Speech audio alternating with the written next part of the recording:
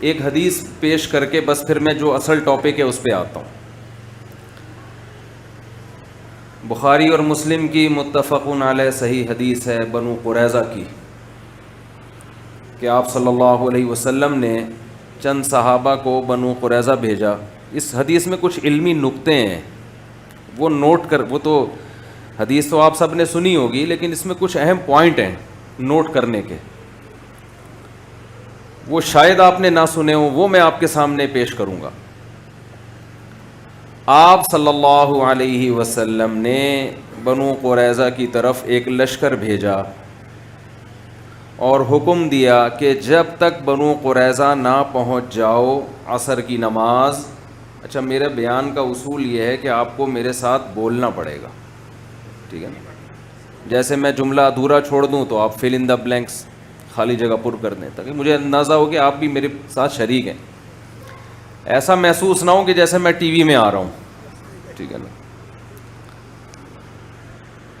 تو آپ صلی اللہ علیہ وسلم نے بنو قریظہ کی طرف صحابہ کو بھیجا اور حکم دیا کہ جب تک بنو قریظہ نہ پہنچ جاؤ کسی نے عصر کی نماز نہیں پڑھنی.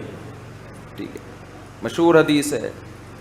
راستے میں نماز کا ٹائم قضا ہونے لگا, صحابہ پریشان ہو گئے. بھائی ایک طرف نبی کی حدیث ہے بھائی جب تک مقام پہ نہ پہنچو عصر نہیں پڑھنی, لیکن دوسری طرف قرآن کی آیتیں ہیں حافظوا علی الصلوات والصلاۃ الوسطی, خصوصاً درمیانی نماز کی حفاظت کرو, عصر کی نماز کی. رائے کا اختلاف ہوا ہے اور یہ اختلاف پیغمبر صلی اللہ علیہ وسلم کی مخالفت کرنے کے لیے نہیں, پیغمبر صلی اللہ علیہ وسلم کی اتباع کرنے کی غرض سے ہوا ہے کہ نبی کی اصل منشا اور اصل مراد ہے کیا.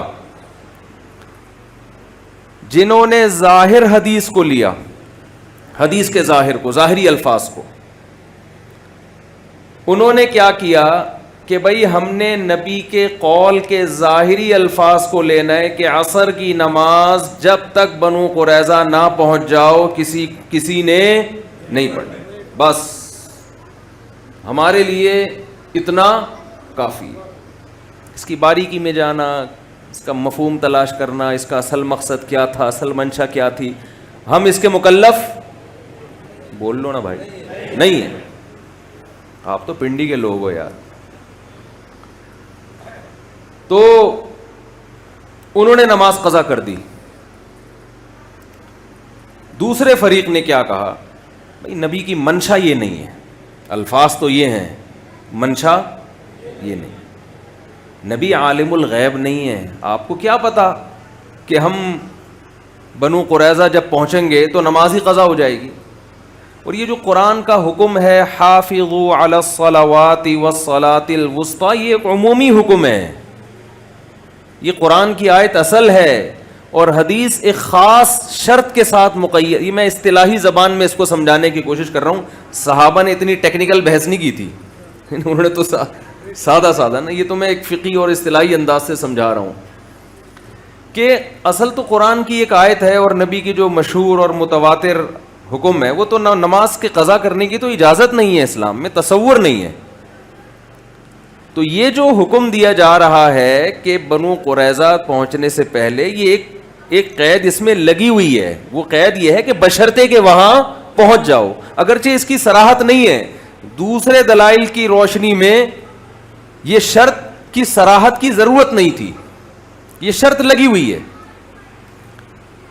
ایک فریق نے نماز کو قضا کر دیا, دوسرے فریق نے نماز وقت پہ پڑھی. جب یہ وفد واپس آیا, نبی صلی اللہ علیہ وسلم کو اطلاع ملی, آپ نے کسی فریق کی مخالفت نہیں, کسی کو غلط قرار نہیں دیا. دیکھو نبی کے دور میں جو واقعات ہوئے ہیں نا, وہ اتفاقی نہیں ہیں, وہ اللہ کی طرف سے وجود میں لائے گئے ہیں امت کو ایک سبق دینے کے لیے. اسلام میں دو قسم کے اختلاف ہیں, ایک بنیادی عقائد, یہ بنیادی کا لفظ اس لیے بتا رہا ہوں کہ جب عقیدوں کی پیچیدگی میں جائیں گے تو اس میں بھی اختلاف ہوگا اہل حق کا, عقیدہ ہمیشہ اصولی نہیں ہوتا. عقیدوں کی بھی جب گہرائی میں جائیں گے نا پھر 10 فرقے بنیں گے. جو بیسک عقیدے ہیں اسلام کے ان میں اختلاف کی اسلام نے اجازت نہیں دی. اس میں اگر اختلاف کرے گا گمراہ ہے. ان 73 فرقوں میں 72 میں شامل ہیں جو فی النار، جو جہنم کی آگ میں ہوں گے. وہ کیا اختلاف ہے؟ عقیدہ توحید میں اختلاف. جی ہمارا رائے کا اختلاف ہے کہ خدا ایک بھی ہو سکتا ہے، دو بھی ہو سکتے ہیں. رائے کے اظہار کی ہر ایک کو اجازت ہے. یہ نہیں، یہ مارکیٹ میں بولو بھائی اتنا براڈ مائنڈڈ بننے کی ضرورت. ایک صاحب نے مجھ سے پوچھا، آپ مفتی صاحب بڑے براڈ مائنڈڈ قسم کے ہیں، اگر کوئی یہ کہتا ہے نبی صلی اللہ علیہ وسلم ہر جگہ حاضر ناظر، مشکل کشا، حاجت روا سب چیزیں ہیں، تو اس کے پیچھے نماز جائز ہے؟ میں نے کہا نہیں جائز نہیں. اتنا جو ہے نا، اتنے ہم اکثر ایک نعرہ لگایا جاتا ہے نا کہ یہ مولوی لوگ جو ہے لوگوں کو دائرہ اسلام سے نکالتے ہی رہتے ہیں. بھائی دائرہ اسلام سے ہم نکالتے نہیں ہیں، لیکن جو پکا نکل گیا ہو اس کو ہمیں دائرے میں لانے کی بھی اجازت نہیں ہے. ہمارے معذرت کا تھوڑی ابیوزو لینگویج استعمال کر سکتا ہوں معذرت کے ساتھ، تھوڑی اسٹائل ہے میرا، کیا کریں مجبور ہیں. یہ ہمارے باپ کا دین نہیں ہے، اتنا اس سے زیادہ نہیں ہے انشاءاللہ. یہ ہمارے باپ کا دین نہیں ہے. یہ دائرہ ہمارے باپ کا بنایا ہوا تھوڑی، یہ تو اللہ کا بنایا ہوا دائرہ ہے. ہم کوشش تو یہی کرتے ہیں بھائی کفر کا فتویٰ حتی الامکان جب تک کوئی صحیح تعویل ہو سکتی ہے کسی پہ کفر کا فتویٰ نہ لگایا جائے، لیکن اس کی بھی ایک حد ہوتی ہے. ایک آدمی اپنی بات کی خود تعویل کے لیے تیار نہیں ہے.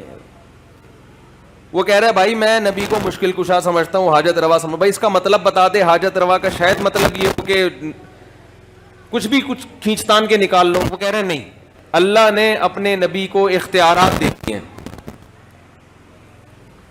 کہ وہ جب چاہیں جس کی چاہیں مدد کر سکتے ہیں. تو بھائی اب وہ تو خود اپنی بات کی تعویل نہیں کر رہا نا، تو ہم کیسے اس کی کھینچتان کے لے آئیں اس کو. عقیدہ توحید ہے. عقیدہ توحید میں سب سے پہلے دعا لغیر اللہ، یہ شرک کی سب سے اعلیٰ قسم ہے. دعا لغیر اللہ سب سے اعلیٰ قسم، کہ آپ کسی کو یہ سمجھ کے کہ اللہ نے اس کو ما فوق الاسباب اختیارات دے دیے ہیں، یہ سمجھ کے جب آپ کسی سے مانگتے ہیں تو یہ دعا ہے. یہ وہ پولیس والی ہیلپ لائن نہیں ہے کہ لوگ کہتے ہیں پولیس سے مدد مانگنا جب شرک نہیں ہے بھائی، تو بزرگوں سے مدد مانگنا کہاں سے شرک ہو گیا. بھائی پولیس کی مدد اسباب کے تحت ہوتی ہے. ابھی میں عقیدہ توحید بیان کرنا ہی، وہ تو پھر لمبا بیان ہو جائے گا پورا. پولیس کی مدد اسباب کے تحت ہوتی ہے، اور جو ان کو معبود سمجھ کے پکارا جاتا ہے ما فوق الاسباب، کہ اس کو کچھ ایسی اختیارات دے دیے کہ اس کو سبب کی ضرورت نہیں ہے، اس کو پولیس کی بھی ضرورت نہیں ہے ویسی مدد کرنے کا. تو عقیدہ توحید ہے، عقیدہ ختم نبوت ہے، عقیدہ رسالت ہے. آپ صلی اللہ علیہ وسلم اللہ کے نبی ہیں. جنت، جہنم، آخرت، ان چیزوں میں اختلاف رائے کی اجازت نہیں ہے. کوئی اختلاف رائے کرے گا تو ہم ماریں کوٹیں گے نہیں، دائرہ اسلام سے اس کو بہرحال کیا کریں گے، ہم نہیں باہر کریں گے. باہر وہ ہو چکا ہے، ہم بتائیں گے کہ ہو گیا. یہ حضرت مفتی محمد شفیع صاحب سے ایک دفعہ کسی نے پوچھا کہ یہ مولوی لوگ دین کے ٹھیکیدار کیوں بنے ہوئے ہیں؟ وہ دائرہ اسلام میں باہر ہے، وہ دائرہ اسلام کے اندر داخل ہے، وہ خارج ہے، یہ ٹھیکیدار کیوں بنے ہوئے ہیں؟ انہوں نے فرمایا ہم ٹھیکیدار نہیں، چوکیدار بہرحال ہیں. ڈنڈا لے کے بیٹھے ہوئے ہیں، غلط چیز کو اندر آنے نہیں دیں گے. ہم ٹھیکیدار نہیں ہیں، ہم کیا ہیں؟ دین کے چوکیدار بہرحال ہیں. اسلام کا ایک باؤنڈری ہے، اس باؤنڈری کے سے آپ کو نکلنے کی اجازت نہیں ہے. تو بیسک عقیدے، عقیدہ توحید ہے، عقیدہ رسالت ہے، عقیدہ تقدیر ہے. ان میں اسی طرح اہل سنت والجماعت کا متفقون علیہ عقیدہ ہے الصحابۃ کلہم عدول، سارے صحابہ کیا ہیں؟ عادل ہیں. حضرت معاویہ رضی اللہ تعالی عنہ سے مروی حدیثیں بخاری میں بھی ہیں، مسلم میں بھی ہیں. کوئی ایک محدث ایسا نہیں ہے جس نے حضرت معاویہ کی حدیث کو معاویہ ہونے کی وجہ سے چھوڑا ہو. کوئی ایک محدث ایسا نہیں ہے. آپ جو ان پر الزامات لگاتے ہو، انہوں نے حضرت علی کو برسر ممبر معاذ اللہ نقل کفر گالیاں دلوائیں، جو جھوٹے الزامات، گالیاں دینے کی ترغیب دیا کرتے تھے، بتاؤ داماد رسول کو جو گالیاں دینے کی ترغیب دیتا اور برسر ممبر گالیاں دیتا وہ عادل ہو سکتا ہے؟ عادل کا مطلب ثقہ، نیک. تو یہ عجیب دوغلی معاذ اللہ نقل کفر دوغلی پالیسی ہے کہ محدثین عادل بھی کہہ رہے ہیں اور یہ بھی مان رہے ہیں کہ معاذ اللہ گالیاں دیا کرتے تھے. تو یا تو میرے بھائی گالیاں نہیں دیتے تھے، یا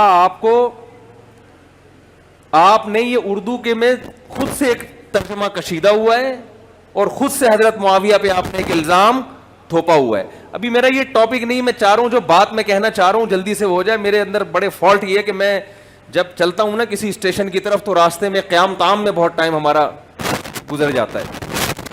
تو بیسک عقیدوں میں کسی کو اختلاف کی اجازت نہیں ہے، اس میں نہیں.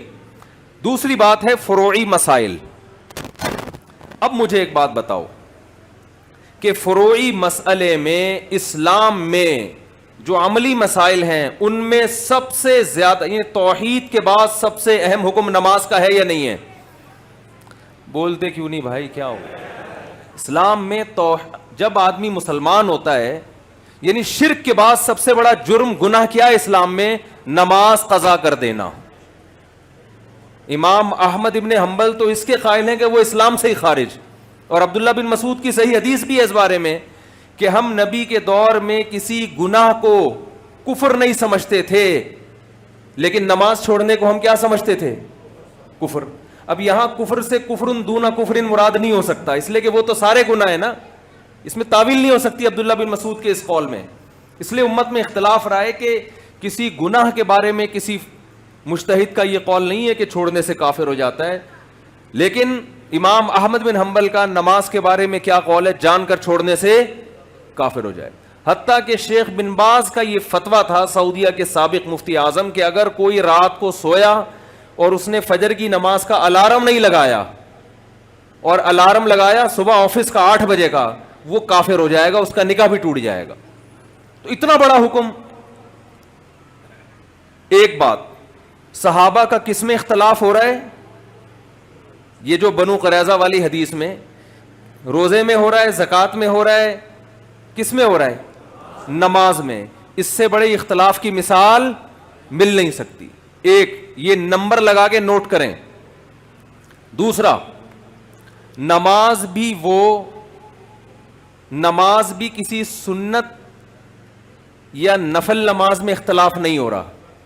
ہمارے تو پھڈے ہوتے ہیں نا، ظہر سے جمعے سے پہلے 4 سنتیں موقع ہیں یا نہیں ہیں، یا جمعے کے بعد ہیں یا نہیں ہیں، عشاء کی کتنی رکعتیں ہیں، یہ چلتا ہے نا آپس میں.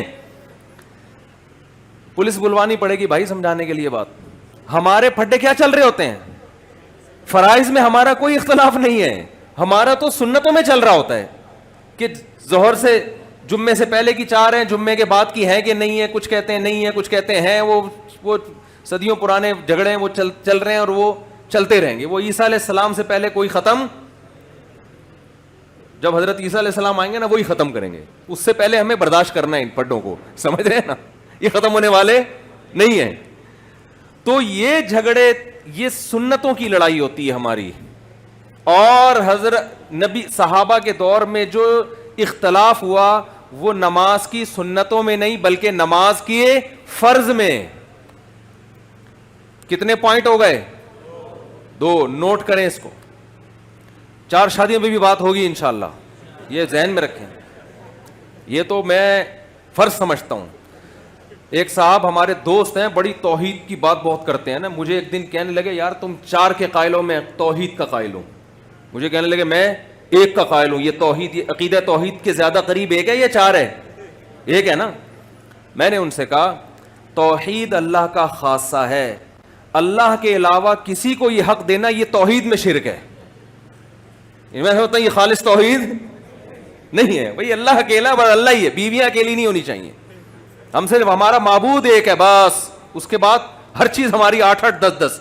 باپ بھی 1 ہوتا ہے، ماں بھی 1 ہوتی ہے، بیویاں، دوست، ماتحت، یہ ہول. باپ بھی 1 ہوتا ہے، ماں بھی 1 ہوتی ہے. بیویاں، دوست، ماتحت یہ ہول سیل کے حساب سے ہونے چاہیے. یہ میں تھوڑا سا بھی آگے چلیں گے اس پہ انشاءاللہ، تھوڑی دیر میں بات کروں گا اور میں آپ کو اس کے نقصانات بتاؤں گا جو ایک ہم نے رکھ کے جو قوم کا جو بیڑا غرق کیا ہے نا، اللہ معاف فرمائے. جو عورتوں کا جو بیڑا غرق ہو رہا ہے وہ خون کے آنسو رونے کا دل چاہتا ہے وہ حالات دیکھ کے. خیر، تو عقیدہ توحید، ہاں صحابہ 2 پوائنٹ ہو گئے. ایک اختلاف نماز میں ہو رہا ہے جو توحید کے بعد سب، کیونکہ توحید میں تو ہو نہیں سکتا تھا نا، وہ تو پھر اسلام سے خارج ہو جاتے. اختلاف کس میں ہو رہا ہے؟ نماز. نمبر 2، سنتوں میں نوافل میں نہیں بلکہ فرض میں. تیسری بات، اختلاف اس نماز میں ہو رہا ہے جس کی اہمیت سب سے زیادہ. 5 نمازوں میں قرآن کہتا ہے الصلاۃ الوسطیٰ، سب سے امپورٹنٹ کون سی ہے؟ عصر کی نماز، اس کی حفاظت کرو. اس میں اختلاف ہو رہا ہے. اختلاف کی نوعیت کم ہو رہی ہے بڑھ رہی ہے؟ بڑھ گئی. چوتھی بات، اس کی رکعتوں میں اختلاف نہیں ہو رہا کہ اس دفعہ عصر ہم نے 4 پڑھنی ہے کہ 2 پڑھنی ہے، بلکہ اختلاف اس میں ہو رہا ہے کہ پڑھنی بھی ہے کہ نہیں پڑھنی. کتنے پوائنٹ ہو گئے ہے بھائی؟ 4. پھر عصر کی نماز کی کسی صفت میں اختلاف نہیں ہو رہا کہ آمین آہستہ کہنی ہے کہ زور سے کہنی ہے، رفع الیدین کر کے کرنی ہے کہ رفع الیدین کے بغیر پڑھنی ہے، جو امام کے پیچھے ہوگا اس نے فاتحہ پڑھنی ہے کہ نہیں پڑھنی. یہ نماز کی صفات ہیں، نماز کا وجود نہیں ہے. جبکہ صحابہ کا اختلاف نماز کے عدم اور وجود میں ہو رہا ہے کہ پڑھنی بھی ہے، پوری نماز ہی پڑھنی ہے کہ نہیں پڑھنی ہے. بہت مشکل ہے بھائی.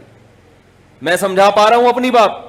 اس سے بڑا کسی فروعی مسئلے میں اختلاف ہو نہیں سکتا. لیکن نبی نے کسی ایک کو بھی ملامت نہیں کی. نبی کی یہ حدیث دیکھو، السکوت فی موضع البیان بیان، علماء جانتے کہیں بیان کرنا ضروری ہو لیکن پیغمبر پھر بھی خاموشی اختیار کر لیں، یہ خاموشی پیغمبر کا بیان. بعض حدیثیں خاموش ہیں، نبی نے فرمایا، کہاں فرمایا بھائی؟ کہیں بھی نہیں ہے بھائی. نبی اس موقع پہ خاموش ہو گئے تو یہ فرما دیا. تو یہ خاموشی نبی کی اس کی علامت تھی کہ دونوں فریق درست ہیں. اس سے ہمیں نبی صلی اللہ علیہ وسلم نے قیامت تک کے لیے اصول بیان کر دیا کہ دیکھو، اگر مقصد پیغمبر کی اطاعت ہے تو اگر حدیث میں رائے میں اختلاف ہو رہا ہے تو یہ اختلاف کی وجہ سے ایک دوسرے پہ کیچڑ نہیں اچھالنا ہے. صحابہ نے یہ نہیں کہا کہ تم، یعنی ہم لوگ اگر میرے جیسا نالائق ہوتا اگر، تو ہم کیا کرتے؟ آؤ مناظرہ کرو، بیٹھو. پھر ایک دوسرے کے خلاف، اور جو سوشل میڈیا پہ جو طوفان بدتمیزی چل رہا ہے، آپ کہہ سکتے ہیں ہم بھی تو جہلم یہی کر کے آئے ہیں. ہم جہلم اس کو روکنے کے لیے گئے ہیں، کرنے کے لیے نہیں گئے. اور اللہ کا شکر ہے ایسا رکا ہے، اب اللہ نے چاہا تو انشاءاللہ یہ فتنہ سر نہیں اٹھائے گا. تو ہمیں اپنے اندر یہ تحمل پیدا کرنا پڑے گا کہ بھئی اختلاف کا تحمل کریں. جو مسائل اسلاف میں اختلافی چلے آ رہے ہیں چلنے دو ایسے، یہ ختم نہیں ہو سکتے اور ختم ہونا بھی نہیں چاہیے ان کو. اس لیے کہ تو اللہ تعالیٰ نے اپنے نبی صلی اللہ علیہ وسلم کی ہر ادا کو کسی نہ کسی طرح سے محفوظ کیا.